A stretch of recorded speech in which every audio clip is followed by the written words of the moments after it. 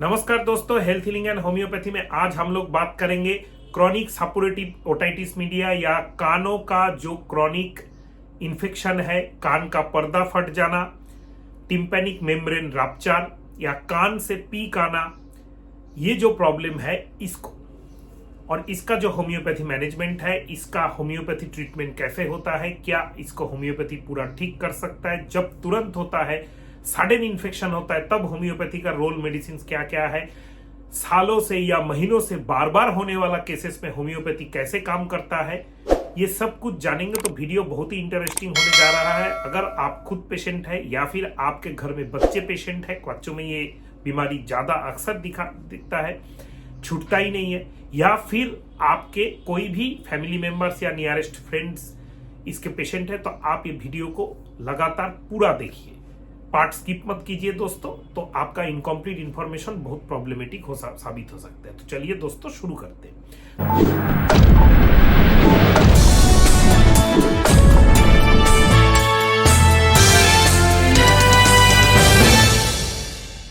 सबसे पहले है कान में जो पीक आता है, कान से जो खून पीक या पानी जैसा डिस्चार्ज होता है, महीनों तक होता है, कहीं पर कहीं सालों तक होता है, इसको बोला जाता है क्रॉनिक सपोरेटिव ओटाइटिस मीडिया। मतलब क्रॉनिक मतलब पुराना, सैचुरेशन मतलब वहां पे पीक होना, पास जनरेट करने का एक टेंडेंसी बन गया है। ओटाइटिस मीडिया मतलब मिडिल ईयर का इन्फेक्शन, मिडिल ईयर मतलब पर्दे के पीछे के हिस्से का इन्फेक्शन।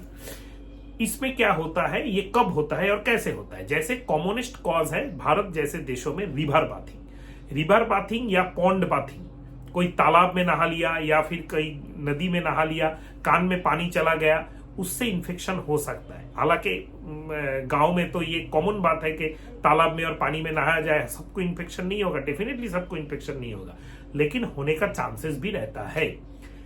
नेक्स्ट सबसे इंपॉर्टेंट पार्ट है कि रिवर में बहता हुआ पानी में कम होता है, तालाब में ठहरा हुआ पानी में इन्फेक्शन होने का चांसेस ज्यादा रहता है। कानों में थोड़ा सा पानी चला गया, उसके बाद उंगली डाल के ऐसा कर दिया, उसके बाद वो जाके पर्दे के आसपास में जम हो गया, फिर जाके वो इन्फेक्शन क्रिएट करता है। नेक्स्ट, पुराने सर्दी खांसी के जो पेशेंट्स है, खास करके अपर रेस्पिरेटरी ट्रैक्ट इन्फेक्शन जिनका बार बार होता है, उनमें ये प्रॉब्लम ज्यादा पाया जाता है, उससे इन्फेक्शन, बैक्टीरियल इन्फेक्शन होता है। साइनोसाइटिस के जो पेशेंट है, फ्रंटल साइनस, ये जो एथमोइडल साइनस, जाइगोमेटिक साइनस हिजी रहता है हर टाइम, नेजल पॉलिप्स के जो पेशेंट है उनमें होने का चांसेस ज्यादा होता है। एंटीबायोटिक रेजिस्टेंस केसेस में बच्चे को बुखार हुआ भी नहीं, खांसी नहीं हुआ भी नहीं, एंटीबायोटिक उसका दे दिया। शहरों का जितने भी फैमिली मेंबर्स शहरों में रहते हैं, जो खुद को बहुत मॉडर्न मानते हैं, मेरे पास भी ऐसे काफी पेशेंट्स हैं कि एकदम एसी रूम में रहने वाला बच्चा है, मार्बल के ऊपर संगमरमर के बिना उसका पैर ही नहीं टिकता है, हर टाइम शू पहना, फिर भी कान से पीक बहना कम नहीं हुआ। क्यों हुआ? ये सब केसेस में तो रिवर बाथिंग नहीं करते हैं, कान में उंगली भी नहीं डालते हैं, कान का हेल्थ हाइजीन जरूरत से ज्यादा मम्मी मेंटेन करता है। इसका कारण है एंटीबायोटिक रेजिस्टेंस, मतलब बुखार हुआ भी नहीं, कोई एक एंटीबायोटिक दे दिया, खांसी हुआ भी नहीं, एंटी एलर्जिक एंटीबायोटिक दे दिया। ऐसे करते करते शहरों में अभी काफी ऐसे बच्चे डेवलप हो चुके हैं जो लगभग कॉमन बाजार में चलने वाला जितना भी एंटीबायोटिक है जो बच्चे में यूज होता है, इन सब में रेजिस्टेंस बन गया है। ये रेजिस्टेंस ही कभी कभी अक्सर कान का छोटा एक इन्फेक्शन को बड़ा इन्फेक्शन बना देता है।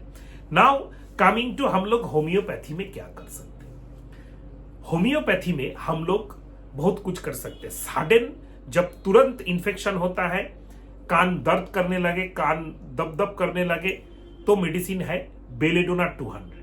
बेलेडोना 200 एक चम्मच पानी में 2 बूंद डाल के दिन में 4 बार करके दीजिए, 5 दिन तक काफी हद तक इंप्रूवमेंट हो जाएगा।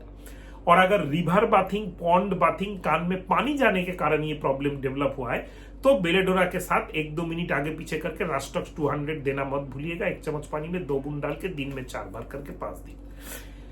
इसके बाद भी अगर तुरंत जो कान का जो पेन है, इन्फेक्शन है, इन्फ्लामेशन है, इसको कंट्रोल करना आपको टफ लग रहा है, तो उसके लिए मेरे चैनल पे ऑलरेडी एक वीडियो है, एक्यूट ओटाल्जिया ईयर पेन मेडिसिन, इसके पहले ही मैंने अपलोड किया है, उसको जाके आप डेफिनेटली देखिए, उसमें आपको ये सारे इंफॉर्मेशन तुरंत जो होता है ये आपको मिल जाएगा।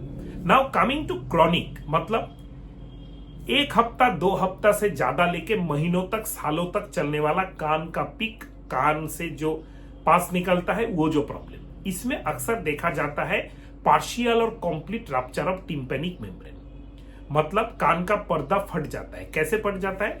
आपका मिडिल ईयर जो है उसमें इंफेक्शन होता है, पास डेवलप करता है, पास एकदम एक फोड़े के जैसा, एक एब्सेस के जैसा बिहेव करता है। फिर जो आपका जो टिम्पैनिक मेम्ब्रेन है, आउटर ईयर और एनवायरमेंट मतलब एयर से कनेक्ट होने का जगह, वहां पे आके वो पास टिम्पैनिक मेम्ब्रेन को रप्चर करके ड्रेन हो जाता है खुद से।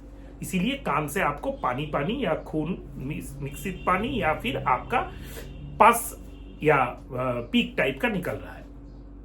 ये अक्सर थोड़ा दर्द देके होता है या बिना दर्द के रात में सोए सोए भी हो जाता है, और ये रिकरेंट महीनों तक, सालों तक चलता रहता है, क्योंकि मिडिल ईयर जो है वहां का इन्फेक्शन कंट्रोल करना उतना इजी नहीं होता है। एंटीबायोटिक्स दिया जाता है, एलोपैथी जो क्लासिकल मेथड है उसमें एंटीबायोटिक 5 दिन, 6 दिन, 10 दिन, 15 दिन, 1 मास, 1 महीना खाने के बाद 1 महीना पेशेंट अच्छा रहता है, उसके बाद फिर से रिकवर हो जाता है, क्योंकि जो बैक्टीरिया वहां पे कल्टिवेट होता है वो एंटीबायोटिक रेजिस्टेंट हो जाता है, वो मरता नहीं है।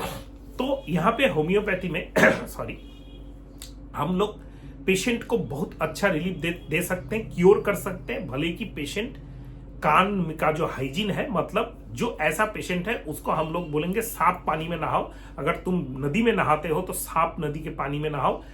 तालाब में ठहरा हुआ जो पानी है वहां पे बैक्टीरियल कल्टीवेशन ज्यादा होता है, वहां पे मत नहाओ। और जब भी नहाओ, अगर पॉसिबल है कि तुम शावर में नहा रहे हो या बाल्टी से पानी लेके नहा रहे हो, तो ऐसा करके एक गमछा टाइप का या कपड़ा बांध लो कि हेयर्स एंड कान में पानी तो गिरे लेकिन वो थोड़ा सा धीरे गिरे, क्योंकि ज्यादा पानी अगर गिरता है तो ऑलरेडी इंफेक्शन है, उसमें और ज्यादा पानी अगर कान में घुस जाता है। ऐसे तो जब भी हम लोग नहाते हैं तो पानी डालते हैं सर पे, बच्चे लोग खास करके, क्योंकि क्रॉनिक सपोर्टिव ओटाइटिस मीडिया बच्चे लोगों में सबसे कॉमनेस्ट एक बीमारी है, बड़े में भी होता है।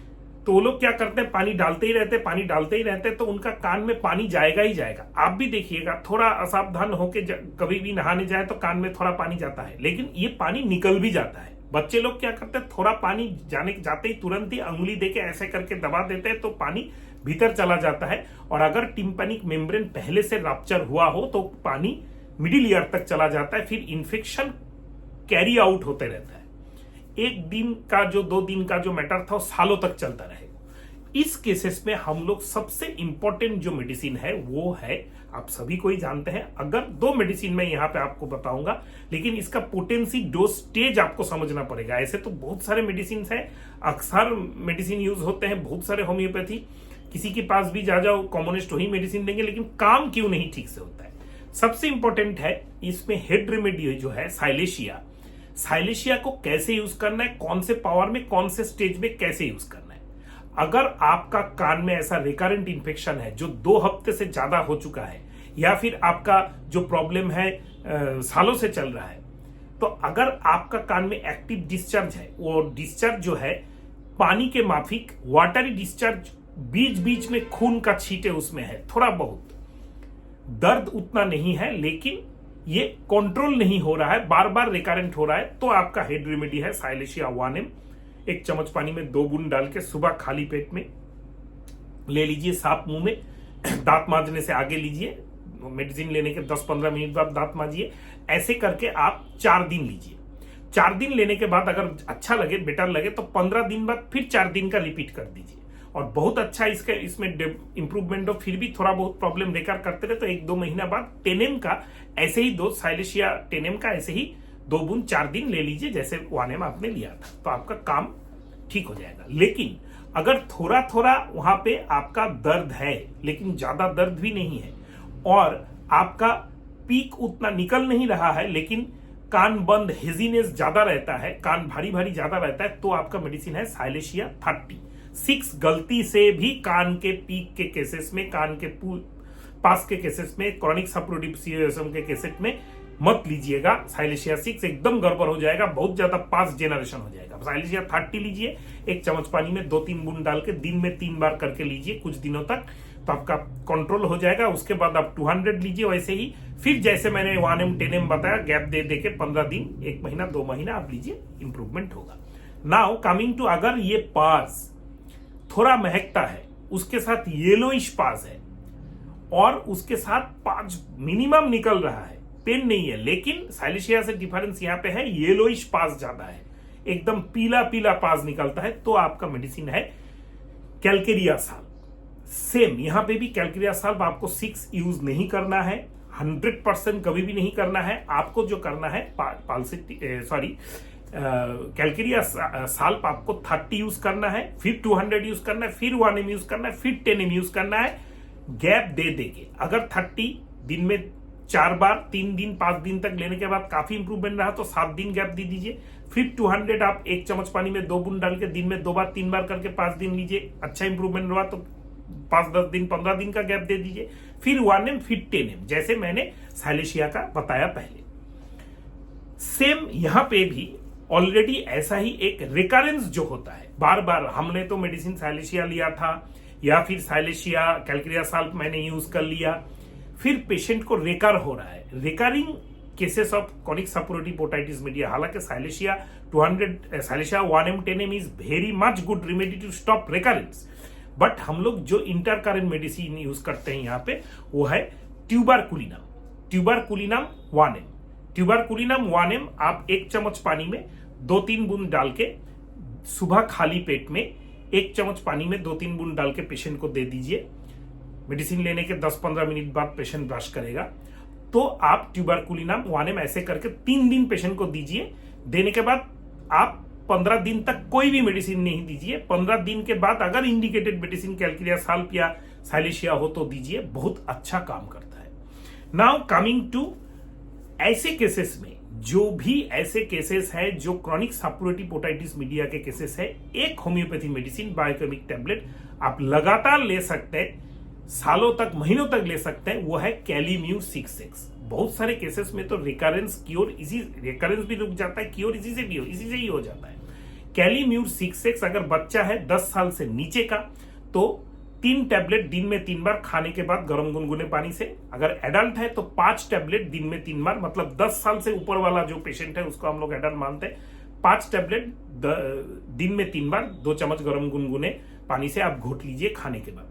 इसके साथ मैंने साइलेशिया, ट्यूबरकुलिनम और जो कैलकेरिया साल्व का बताया, और भी बहुत सारे मेडिसिन जैसे पाल्सेटिला, जैसे मार्कसॉल, जैसे फाइटोलाक्का, ये सब मेडिसिन हम लोग यूज करते हैं। लेकिन हम लोग ये आपको सिम्टोमेटिकली यूज करना पड़ेगा, जो कॉमन मैन के लिए बहुत ही प्रॉब्लमेटिक होता है। इसका सिम्टम देख के इलाज किया जा सकता है। तो अगर आपका क्रॉनिक सपोरेटिव ओटाइटिस मीडिया या COSM का केस बच्चे का या बड़े का ऐसे है कि वो महीनों से रिकरेंट हो रहा है, तो डेफिनेटली आप हम लोगों से जुड़ सकते हैं, हम लोग ऑनलाइन ट्रीटमेंट ले सकते हैं। उसके लिए 8617032905 वाला जो नंबर है हर वीडियो के डिस्क्रिप्शन बॉक्स में आपको मिल जाएगा, उसमें आप कांटेक्ट कीजिए, आस्क कीजिए ऑनलाइन ट्रीटमेंट के लिए। जिस दिन ये एक पेड सर्विस है, पेमेंट करके जिस दिन आपको अपॉइंटमेंट मिलेगा उस दिन हम लोग आपसे बात करेंगे। मैं खुद हर पेशेंट का डिटेल्स, केस हिस्ट्री लेके पेशेंट को मैं प्रिस्क्रिप्शन सेंड करता हूं, समझा देता हूं कौन सा मेडिसिन कौन सा कंपनी का कितना दिन तक लेना है, आपका क्योर जल्दी हो जाएगा। या फिर आप अपने लोकेलिटी में अच्छे senior single medicine classical homeopath को आप दिखा सकते हैं। और नेक्स्ट जो हम लोगों का आता है कि अगर आप ऐसे पेशेंट हैं कि आपका COSM का प्रॉब्लम है, उसके साथ डायबिटीज है, उसके साथ ब्लड प्रेशर है, एलोपैथिक मेडिसिन ले रहे हैं, तो आप सेल्फ मेडिकेशन कभी भी मत कीजिए। ऐसे बच्चे हैं जो डायबिटिक है या फिर एज्माटिक है या फिर बहुत ज्यादा एंटीबायोटिक ले चुके हैं, तो भी आप सेल्फ मेडिकेशन मत कीजिए। आप डेफिनेटली हम लोगों से जुड़ सकते हैं या फिर अपने लोकेलिटी में अच्छे होम्योपैथ दिखे। सेल्फ मेडिकेशन का एक लिमिट होता है, हर केस में सेल्फ मेडिकेशन ठीक नहीं है। अगर वीडियो को अच्छा लगा तो वीडियो को आप शेयर कीजिएगा, चैनल में नए हैं तो सब्सक्राइब करके बेल आइकॉन को प्रेस कर दीजिएगा। नमस्कार दोस्तों।